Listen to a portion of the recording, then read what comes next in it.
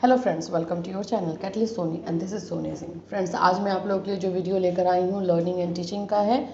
Learning and teaching का जो है हम लोग अप्रॉक्सीमेटली लगभग चैप्टर कर चुके हैं, लेकिन अब आप लोगों का सजेशन आ रहा है जिसमें से बहुत सारे स्टूडेंट्स का सजेशन मैं ले रही हूँ। ई लर्निंग भी आप ही लोगों के टॉपिक में से एक टॉपिक है, और भी मेरे पास टॉपिक आया हुआ है जिसमें हम लोग मैथोलॉजी को भी थोड़ा सा देखेंगे, जिसमें डायग्नोस्टिक मेथड है, प्रॉब्लमेटिक मेथड है, ऑब्जर्वेशन मेथड है, कैसे इसको करते हैं, ये सारी चीज़ें भी देखेंगे। लेकिन आज का टॉपिक जो है ई लर्निंग है, और हम लोग मे बी इस वीक या फिर नेक्स्ट वीक जो है ये लर्निंग एंड टीचिंग खत्म होगा, तो उसके बाद से जो है आप लोगों के लिए शॉर्ट क्वेश्चन आंसर और जिस तरह से एग्जामिनेशन में क्वेश्चन आते हैं वो सारे हम करेंगे। क्वेश्चन एंड आंसर दोनों इम्पॉर्टेंट क्वेश्चन, मैं बोल सकती हूँ इम्पॉर्टेंट क्वेश्चन करेंगे। फिर मैथोलॉजी से भी बहुत सारे स्टूडेंट्स बोल रहे हैं, तो मैथोलॉजी का भी मैं इम्पॉर्टेंट क्वेश्चन करवाऊंगी। तो ये 4 बजे का क्लास जो है फुल्ली बीएड फर्स्ट ईयर के स्टूडेंट्स के लिए है। आप लोग अपना सजेशन भी ओपनली दे सकते हैं, विदाउट हेजिटेशन दे सकते हैं। कुछ और भी आप चाहते हैं, आप लोग जो मैसेज देते हैं उसको कंसिडर जरूर किया जाता है। चलिए स्टार्ट करते हैं आज के क्लास को। तो फ्रेंड्स, अगर आप हमारे चैनल पर नए हैं तो चैनल को सब्सक्राइब कर लीजिए, बेल आइकन को हिट कर दीजिएगा। चलिए स्टार्ट करते हैं क्लास। सबसे पहले लर्निंग तो हम सब जानते हैं, राइट। जो हमारा लर्निंग मीन्स अधिगम जो है उसके बारे में हम सब जानते हैं। अब ये नया जो ई लर्निंग आ गया है, ये क्या है? तो देखिए, पहले अभी आप ना रियल टाइम से, रियल लाइफ से जो है इसको कनेक्ट करने का ट्राई कीजिए। जैसे कि अभी कोविड आ गया, तो कोविड आया तो अगर हमारे पास ई लर्निंग का कोई माध्यम नहीं रहता, कोई मीडियम नहीं रहता, तो क्या हमारे हम जो भी 1 साल 2 साल इवन अभी भी जो है कॉलेजेस स्कूल्स जो बंद हो जा रहे हैं, तो क्या वो पॉसिबल था पढ़ाई बच्चों का? तो यानी कि 2 से 2.5 साल जो है पूरी तरीके से बच्चों का पढ़ाई पूरी तरीके से ठप हो जाता, राइट। लेकिन थैंक्स टू ई लर्निंग, जो कि हम जो है अभी भी स्टडी को कंटिन्यू रख पा रहे हैं, और इसका जो है मीडियम जो बना है ई लर्निंग है। अब आइए ई लर्निंग के बारे में थोड़ा सा बुकिश लैंग्वेज में चलते हैं। पहले तो कॉन्सेप्ट देखेंगे कि एक्चुअली में ई लर्निंग का कॉन्सेप्ट क्या है। ई लर्निंग से अभिप्राय है इलेक्ट्रॉनिक लर्निंग, ठीक है। इसका मतलब क्या है? Electronic learning. अध्यापक और विद्यार्थी में अंतःक्रिया करने के लिए ऑनलाइन तकनीक का प्रयोग किया जाता है। इसमें आमने सामने व्यक्तियों की अंतःक्रिया नहीं होती। ई लर्निंग का प्रयोग विभिन्न संदर्भों में। सबसे पहले तो ई लर्निंग का मतलब आप लोग खुद भी जान चुके होंगे, अभी हमने जो समझा। इलेक्ट्रॉनिक लर्निंग यानी किसी भी माध्यम से ऑनलाइन जब हम एक दूसरे से जुड़ते हैं, टीचर ने स्टूडेंट्स, और वहाँ पे आपको पढ़ाया जाता है, आपकी स्टडी होती है, उसको ई लर्निंग बोलते हैं। जैसे अभी हम और आप जो जुड़े हुए हैं वो यूट्यूब के माध्यम से, राइट। इसमें हम जो है ऑनलाइन जो है यूट्यूब के माध्यम से जुड़े हैं। ऐसे अभी बहुत सारे ऐप बन चुके हैं जिसके माध्यम से जो है हम जुड़ते हैं, जिसके मीडियम से, और हमारी पढ़ाई कंप्लीट होती है। तो सभी जो है ई लर्निंग के ही पार्ट आएंगे। जो भी इलेक्ट्रॉनिक तरीके से जब हम जुड़े, जिसमें हमें एक दूसरे के आसपास आमने सामने बैठने की ज़रूरत ना हो, हमारा माध्यम जो है ऑनलाइन हो, हम जो एक दूसरे से जुड़े, ऑनलाइन जुड़े, तो उसको हम ई लर्निंग कहते हैं। क्लियर? अब मैं नहीं बोलूँगी कि यहाँ पे जो लिखा हुआ है एग्जैक्टली आप वैसे लिखिए। ई लर्निंग का मतलब समझ जाइए, और लिखना जो है, डेफिनेशन जो देना है अपने सेंटेंस में दीजिए। चलिए, पहला है कि क्या क्या संदर्भ है। कंपनियों में अपने कर्मचारियों को प्रशिक्षण प्रदान करने के लिए, यहाँ पे अब जो है जो भी एम्प्लॉय है उनको ट्रेनिंग देने के लिए भी जो है ई लर्निंग का सहायता लिया जा रहा है। दूरस्थ शिक्षा के लिए यानी डिस्टेंस एजुकेशन के लिए, व्यापार क्षेत्र में भी मूल्य प्रभाव यानी कॉस्ट इफेक्ट के ऑनलाइन प्रशिक्षण के रूप में, शैक्षिक वेबसाइट से भी यह संबंधित है। जैसे हमारा तो ज़्यादातर जो काम होता है वो शैक्षिक एजुकेशनल वेबसाइट से ही होता है। कंप्यूटरों का शिक्षा में प्रयोग करते समय, जैसे भी एजुकेशन में हम अगर कंप्यूटर का यूज़ कर रहे हैं तो वो ई लर्निंग में आता है, ठीक है। ये 5 तरीके से है।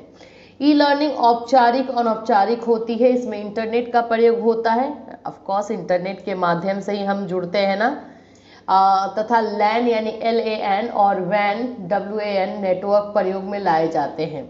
कुछ लोग ई लर्निंग के लिए ऑनलाइन अधिगम, ऑनलाइन लर्निंग शब्द का प्रयोग करते हैं। ठीक है, ई लर्निंग की जगह पे ऑनलाइन लर्निंग भी कहा जाता है। रोजनबर्ग ने क्या कहा है, ई लर्निंग से अभिप्राय है इंटरनेट तकनीक के ऐसे उपयोग जिनके द्वारा ज्ञान और कार्य क्षमता में वृद्धि के विभिन्न रास्ते खुल जाएं। तो इंटरनेट तकनीक के ऐसे उपयोग, यानी इंटरनेट जो तकनीक है उसका हम इस तरह से यूज़ करें कि जो कि हम स्टडी में, नॉलेज देने में, किसी के कार्य को बढ़ाने में, जिसकी वर्किंग एबिलिटी है उसको बढ़ाने में अगर इसका प्रयोग किया जाए, क्योंकि इसका यूज़ जो है कंपनीज में भी हो रही है, राइट। जो कंपनीज हैं, बहुत बड़ी बड़ी कंपनियां हैं, वो अपने एम्प्लॉय को ट्रेनिंग देने के लिए किसी तरह का ऑनलाइन मीटिंग भी करते हैं इंफॉर्मेशन शेयर करने के लिए। इस तरह से ये इसका यूज़ जो है कंपनीज में भी हो रही है। तो इसलिए जो भी एम्प्लॉय हैं उनके कार्य क्षमता को बढ़ाने के लिए, और दूसरा तो है कि हमारे एजुकेशन में तो ऑफकोर्स ये बैकबोन का काम ही कर रहा है, इसलिए इसका नाम लर्निंग भी रखा गया है। चलिए ई लर्निंग की विशेषताएं देख लें, इसमें क्या क्या चीजें होती हैं। कैरेक्टरिस्टिक, अधिगम प्रक्रिया को प्रभावशाली बनाना, जो हमारा लर्निंग प्रोसेस है उसको इफेक्टिव बनाना। ठीक है, पहला चीज यही है कि हमारा जो लर्निंग एंड टीचिंग प्रोसेस, जैसे मैं आपको जो समझा रही हूँ, सिखा रही हूँ, वो इफेक्टिवली जो है आपके पास पहुँचे और आप उसको समझ पाओ, सीख पाओ। दूसरा है लचीली और ज्ञानपूर्ण शिक्षण विधियां। अब देखिए, अब हम जो फेस टू फेस पढ़ते थे और पढ़ाते थे उसमें तो टीचिंग मेथड जो है अलग होता था, लेकिन अब हम ऑनलाइन पढ़ाएंगे तो हमारा जो टीचिंग मेथड तो चेंज होगा ही। अब इसमें जो चेंजेस आएंगे उसको हम जो है बोला जाता है कि ये फ्लेक्सिबल रखा जाता है। ऐसा नहीं कि यही मेथड यूज करना है तो करना है, time to time, situation to situation जो है इसको चेंज किया जाता है। जैसे अभी ई लर्निंग में अगर मैं बोलूँ, सबसे जो फेमस टीचिंग मेथड है फ्लिप मेथड है, फ्लिप क्लासरूम मेथड। इसमें क्या है कि पहले आप लोगों को मटेरियल दे दिया जाता है और उसके बाद जो है एक्सप्लेनेशन किया जाता है, एक्सप्लेन किया जाता है। तो इसको हम लोग फ्लिप क्लासरूम यानी कि उल्टा क्लासरूम मेथड, यानी क्लासरूम में पहले पढ़ाया जाता था, फिर उसके बाद आपको क्वेश्चन आंसर या फिर उस टॉपिक से रिलेटेड नोट्स लिखवाए जाते थे। यहाँ पे उल्टा होता है, पहले नोट्स दे दिया जाता है उसके बाद पढ़ाया जाता है। ये है फ्लिप क्लासरूम मेथड, ये बहुत बहुत बहुत ज़्यादा फेमस है। वैसे ये क्वेश्चन आ भी सकता है फ्लिप क्लासरूम मेथड क्या है, इसलिए मैं आप लोग को इसका हिंट दे रही हूँ कि आप लोग को नॉलेज रहे। तीसरा है मूल्यांकन में शीघ्रता। ऑफ कोर्स, क्योंकि सब कुछ जो है ऐप बेस है, तो आपने इधर आंसर डाला, इधर आपने क्वेश्चन आंसर डाला, उधर आपको मार्क्स मिल गए, तो तुरंत आपका इवेल्युएशन हो गया कि आपने सही किया है, करेक्ट है या इनकरेक्ट है। तो इवेल्युएशन जो है बहुत जल्दी हो पा रहा है एंड एक्यूरेट वे में भी हो पा रहा है। तो इसलिए मूल्यांकन में शीघ्रता जो है इसका ये है। ज्ञान प्रबंधन यानी कि नॉलेज मैनेजमेंट, ई लर्निंग द्वारा ज्ञान का प्रबंधन संभव होता है। इस प्रणाली द्वारा अधिगम के उद्देश्य को स्थापित करने के साथ साथ उन उद्देश्यों की प्राप्ति में अर्जित प्रगति को मापा जा सकता है। सुविधा अनुसार अधिगम, लर्निंग ऑफ कन्वीनियंस, इस विधि द्वारा हम अपनी सुविधा अनुसार सीख सकते हैं। इस पे वीडियो कॉन्फ्रेंसिंग, टेली कॉन्फ्रेंसिंग आदि का प्रयोग किया जा सकता है। हम चाहें तो वीडियो कॉल पे जो है क्लास ले सकते हैं, अगर हमारे ऊपर है, ये हमारी सुविधा के ऊपर है। या फिर हम टेली कॉन्फ्रेंसिंग जैसे कि अभी हमारा होता है, रिकॉर्डेड वीडियो हम आपको जो देते हैं, तो इस तरह से भी हम जो है अधिगम पॉसिबल होता है अपनी सुविधा के अनुसार, जितनी भी फैसिलिटीज़ रिसोर्सेज हमारे पास अवेलेबल है उसके अनुसार। 6 नंबर है किसी तकनीक की उप प्रणाली नहीं।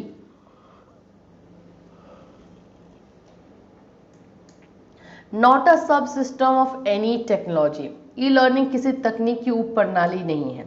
मतलब इसको हम किसी और बोल सकते हैं सिस्टम के अकॉर्डिंग नहीं रख सकते। ये कोई सिस्टम नहीं है, ना ही सब सिस्टम, ये अपना एक इसका इंडिविजुअल जो है एग्जिस्टेंस है और जिसके थ्रू जो है अधिगम को इफेक्टिव बनाया जाता है।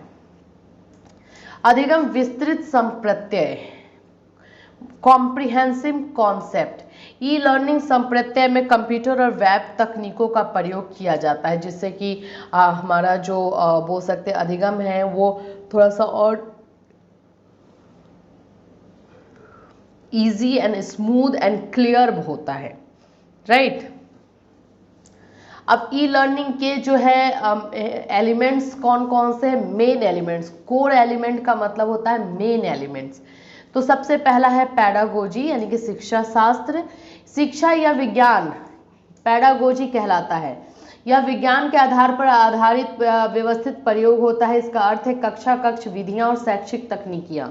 ई लर्निंग में शिक्षण शास्त्र का भारी महत्व है। यह किसी शैक्षिक सामग्री की संरचनाओं अथवा घटकों को परिभाषित करने का प्रयास करता है, जैसे कोई पाठ, बहुविकल्पी प्रश्न, कोई के अध्ययन इत्यादि। ये घटक सभी स्वतंत्र होते हैं।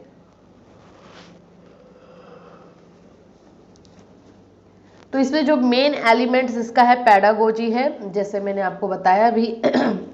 ई लर्निंग में जो हमारा शिक्षा शास्त्र होता है, जो हमारा पैडागोजी होता है, जो हमारा पढ़ाने का तरीका होता है, थोड़ा सा चेंज होता है, लेकिन उसका उद्देश्य जो है वही रहता है कि लर्निंग जो है वो स्मूथ हो।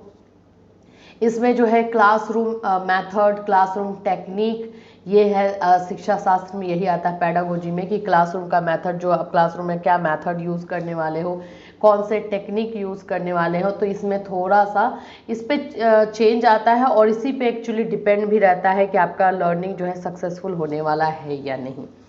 जहाँ और इसके साथ साथ जो है हम टीचिंग एलिमेंट्स, टीचिंग एड्स, जिसको शैक्षिक सामग्री बोलते हैं, उन सभी का भी जो प्रयोग करते हैं, और उन सब के प्रयोग करने से जो है और इजी होता है हमारा लर्निंग।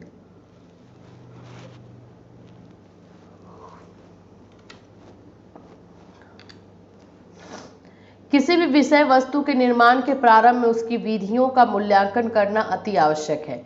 शिक्षण काल में कठिनाई स्तर को भी ध्यान में रखना पड़ेगा। यह न तो अधिक और न ही कम होना चाहिए। ई लर्निंग में शैक्षिक सामग्री के निर्माण उपागमों का प्रयोग किया जाता है। हमारा जो एक्चुअली में क्योंकि हम फेस टू फेस नहीं होते हैं, तो हम बच्चों की जो है मैक्सिमम प्रॉब्लम्स को मैं बोलूँ तो समझ नहीं पाते, अंदाज़ा ही बस लगा सकते हैं क्या ये समस्या आ सकती है, लेकिन एग्जैक्टली नहीं पता होता है। तो इसमें हम खुद से जो ट्राई करते हैं, एक्चुअली इसमें टीचर का काम बढ़ जाता है। टीचर को ये लगता है कि हम जो भी पढ़ाएं उसमें कोई भी कमी ना रहे, उसके लिए जो हम टीचिंग एड्स को सिलेक्ट करते हैं, जो टीचिंग एड्स जो शैक्षिक सामग्री लिया जाता है जिससे कि बच्चों को अच्छे से समझ में आए, वो उसमें बहुत ध्यान देना पड़ता है।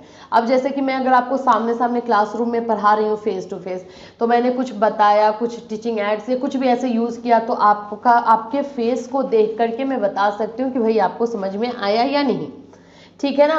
और दूर दूर तक जो भी स्टूडेंट पीछे भी बैठे रहते हैं, उन सभी के बारे में हम समझ जाते हैं कि भाई उनको इंटरेस्ट आ रहा है या फिर वो बोर हो रहे हैं या कुछ भी। लेकिन जब ये ऑनलाइन की बात हो जाती है, थोड़ा सा डिफिकल्ट हो जाता है बच्चों की समस्याओं को फाइंड आउट करना। इसीलिए टीचर कोई भी कमी नहीं रखना चाहते हैं क्लास को प्रेजेंट करने में, तो शैक्षिक सामग्री को चूज करने में ध्यान दिया जाता है। जब शैक्षिक सामग्री को चूज करना होता है तो उसका ज्ञानात्मक एवं भावात्मक पक्ष जरूर देखते हैं। उसमें ये देखते हैं कि जो भी शैक्षिक सामग्री है बच्चों के जो है टॉपिक से रिलेटेड हो और उनको वो समझ पाए, उससे ज्ञान मिले उनको। और दूसरा ये भी देखा जाता है कि वो बच्चे जो है उसके साथ इमोशनली कनेक्ट कर पाए। अगर बच्चे उसके साथ इमोशनली कनेक्ट नहीं कर पाएंगे तो कितना भी वो ज्ञान वाला चीज रहेगा, उनका जो है ध्यान, उनका जो है इंटरेस्ट उस तरफ जाएगा ही नहीं। तो हमें वो सिलेक्ट करते टाइम में ये चीजें देखना चाहिए कि ज्ञानात्मक एंड भावात्मक पक्ष बच्चों का। दूसरा है व्यवहारात्मक और संदर्भ पक्ष, बिहेवियरल एंड कॉन्टेक्सचुअल पर्सपेक्टिव। शिक्षण का प्रमुख उद्देश्य होता है छात्र के व्यवहार में परिवर्तन करना। शिक्षण कला में छात्र के व्यवहारात्मक और संदर्भ पक्षों की ओर ध्यान देना चाहिए। तो उसमें हम ये भी ध्यान देते हैं बच्चों के बिहेवियर पर। सामाजिक निर्माण उपागम, शिक्षण कला में सामाजिक संरचना की ओर ध्यान देना भी आवश्यक होता है। बच्चों में संप्रत्यय की रचना करने की क्षमता होती है, तथा समूहों में संप्रत्यय रचना की क्षमता का विकास किया जा सकता है। डी नंबर है अनुदेशनात्मक रूपरेखा, इंस्ट्रक्शनल डिजाइन। किसी पाठ्यक्रम को निर्धारित करके उसमें से अनुदेशन तैयार किया जाता है। इस दौरान अध्यापक या अध्यापकों के समूह की सहायता ली जा सकती है। ई लर्निंग के पाठ्यक्रम की रूपरेखा तैयार करने के लिए विद्यार्थियों के स्तर पर अवश्य ध्यान देना चाहिए।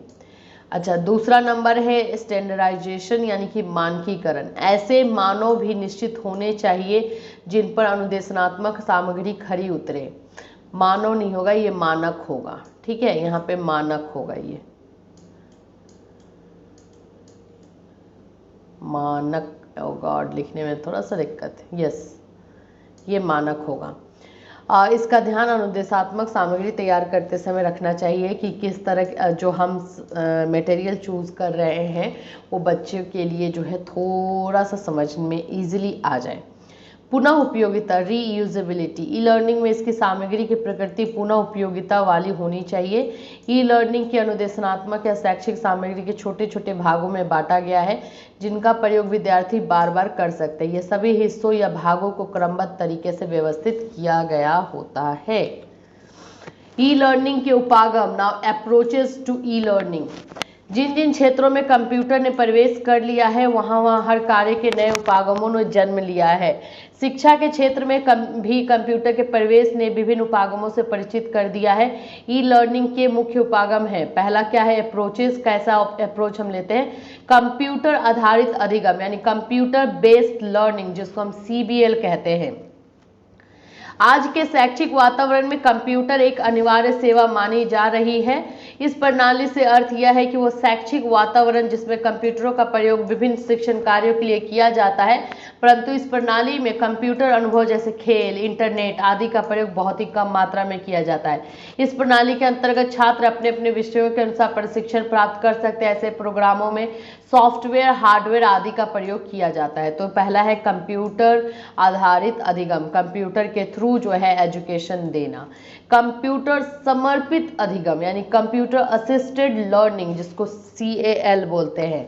इसमें विभिन्न शैक्षिक कंप्यूटर उपयोग शामिल है, जैसे कि ड्रिल और अभ्यास, ट्यूटरिंग, सिमुलेटिंग तथा समस्या समाधान। CAL का प्रचलन 1959 से हुआ है। शोधों ने यह स्पष्ट कर दिया है कि पारंपरिक अनुदेशन की तुलना में CAL अधिक प्रभावशाली है। CAL में कंप्यूटर विद्यार्थी के साथ सीधे अंतःक्रिया करता है। यह विद्यार्थी को सीधे अनुदेशन प्रदान करता है। CAL से निम्न प्रकार के पाठों को प्रदान किया जा सकता है। पहला क्या है? Drill and practice. CAL में सबसे सरल प्रकार है जिसे सीखा जाता है, इसमें अधिगमकर्ताओं को समस्याएं और प्रश्न प्रस्तुत किए जाते हैं तथा उनकी अनुक्रिया प्राप्त की जाती है। अधिगमकर्ता की प्रतिक्रिया तत्काल सही की जाती है। ट्यूटोरियल प्रकार, इसमें सूचना को छोटी छोटी इकाइयों में प्रस्तुत किया जाता है। विद्यार्थी के उत्तर का कंप्यूटर विश्लेषण करता है तथा आवश्यक प्रतिपुष्टि प्रदान की जाती है। यदि कंप्यूटर में अधिक से अधिक कार्यक्रम होंगे तो व्यक्तिगत भिन्नताओं से दृष्टि उतनी ही अधिक उपयोगी होंगे। अनुकरणीय प्रकार यानी सिमुलेशन मोड, इसमें वास्तविक जीवन की परिस्थितियों के लघु रूप का सामना करना पड़ता है। इस प्रकार इसमें वास्तविक अभ्यास का बिना किसी खतरे के अभ्यास का अवसर मिलता है। अधिगमकर्ता के सामने विभिन्न आंकड़े किसी वास्तविक परिस्थिति का प्रतिनिधित्व करते हैं तथा इन्हें देखकर विभिन्न निर्णय लेने के लिए कहा जाता है। देखिए, मैं पहले आप लोगों को थोड़ा सा बता दूं CAL क्या है और ये CBL से कैसे डिफरेंट है। देखिए, CAL जैसे कि हम लोग ना बहुत सारे ऐप यूज़ करते हैं जिसमें क्वेश्चन सेट रहता है, जिसमें कि जो है आप लोगों को प्रैक्टिस करने के लिए क्वेश्चन दिया जाता है, और तो और रिकॉर्डेड जो है जैसे आप लोगों को प्रोनाउंसिएशन करने के लिए बताया जाता है, डिक्शनरी रहता है, टाइपिंग के लिए बताया जाता है, और आप टाइपिंग करते हो गलत होता है तो तुरंत जो है उसको करेक्ट किया जाता है कंप्यूटर के थ्रू। कंप्यूटर जो है आपको असिस्ट करता है लर्निंग में, वो ऐप के थ्रू होता है। वैसे वैसे ऐप बने हुए रहते हैं जो आपको प्रोनाउंसिएशन करना सिखाए, आपको जो है टाइपिंग करना सिखाए, तो ये ऐप के थ्रू CAL होता है। और ये कंप्यूटर आधारित अधिगम जो था टोटली जो था वो हम आपको पढ़ा रहे हैं, लेकिन कंप्यूटर के माध्यम से, कंप्यूटर एक माध्यम बनता है। तो इसमें जो है इस तरह से जो है एजुकेशन दी जाती है, जिसमें आपको अब प्रैक्टिस करना बताया जाएगा, आपको जो है क्लासेस, ट्यूटोरियल मॉडल्स क्लासेस दिए जाएंगे जो रिकॉर्डेड वीडियो है, फिर आपको फॉलो करने के लिए बताया जाएगा। डिस्कवरी मोड उसमें होता है, इसमें आगमनात्मक, उपागम, इंडक्टिव अप्रोच का उपयोग किया जाता है, परंतु समस्या को विद्यार्थी मूल और प्रयास विधि द्वारा उसे हल करने का प्रयास करता है। खेल प्रकार गेमिंग मोड रहता है, समस्या समाधान का प्रकार रहता है। इस प्रकार CAL में सूचना एवं संचार तकनीकी के माध्यम से अधिगम प्रक्रिया को प्रभावशाली बनाया जा सकता है। तीसरा अप्रोच जो है, जो हम लेते हैं ई लर्निंग में, जो कि हमने किया भी है, अधिगम प्रबंधन प्रणाली, लर्निंग मैनेजमेंट सिस्टम। इस अधिगम प्रणाली में विभिन्न प्रकार के सॉफ्टवेयर्स का निर्माण किया जाता है, यहाँ पे मैनेज किया जाता है। जिस सॉफ्टवेयर को अभी तक हम जो है इसमें भी कंप्यूटर आधारित अधिगम में भी यूज़ करते हैं, लेकिन ये इंसान के द्वारा ही यूज़ करवाया जाता है। ये इसमें जो है फिक्स रहता है, वो उसमें इंसान की ज़रूरत नहीं है, इसमें टीचर की ज़रूरत नहीं है, वो सब कुछ फिक्स है, वो आपको करना है। तो इसमें जो हम सॉफ्टवेयर यूज़ करते हैं वो सॉफ्टवेयर का जो है यहाँ पर निर्माण किया जाता है। किसमें? तीसरे नंबर में जो हमारा अप्रोच है, वो सारे सॉफ्टवेयर बनाए जाते हैं बच्चों के छोटी छोटी चीज़ों को ध्यान में रखकर, जिनका प्रयोग शिक्षा के विस्तार और प्रबंधन में किया जाता है। किसी नए विषय या कोर्स के निर्माण के दौरान भी आवश्यक तत्वों के प्रबंधन, उनके संचालन, मूल्यांकन संबंधित आंकड़ों को सुरक्षित रखने को महत्व प्रदान किया जाता है। इसको रखा कहाँ जाता है? CD बना करके, फ्लॉपी में, पेन ड्राइव में और DVD में इसमें रखा जाता है और विद्यार्थी इसको सीखते हैं। चौथा है कंप्यूटर समर्पित मूल्यांकन, यानी कंप्यूटर समर्थित मूल्यांकन, यानी कंप्यूटर एडेड असेसमेंट, जिसको CAA बोलते हैं। कंप्यूटर समर्थित मूल्यांकन को ई मूल्यांकन का नाम भी दिया जाता है। जब कंप्यूटर या अनुदेशन और अधिगम प्रचलित हो चुके हैं, तब उन परिस्थिति में कंप्यूटर समर्थित मूल्यांकन या ई मूल्यांकन का होना भी आवश्यक है।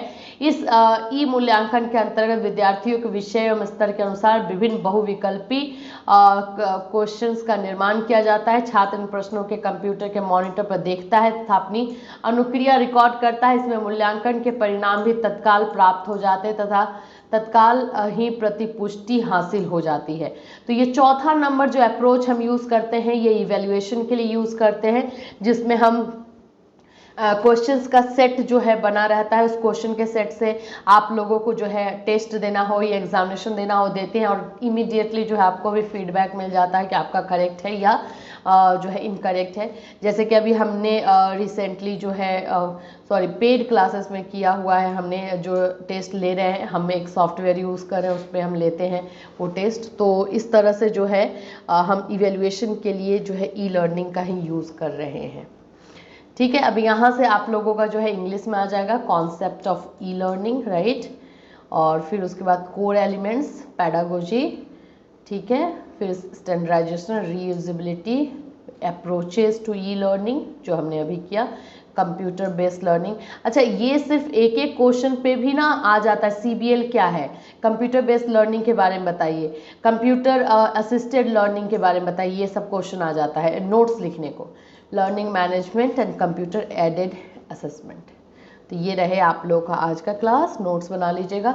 मेरे पास बहुत सारे पॉइंट्स अभी आए हुए हैं जो कि हम करेंगे। कल हम जो है मेथड देखेंगे, जिसमें डायग्नोसिस मेथड देखेंगे और ट्राई करूँगी कि ऑब्जर्वेशन मेथड भी देखें, लेकिन डायग्नोसिस मेथड कल देखेंगे। चलिए फिर मिलूंगी कल। Till then have a nice day.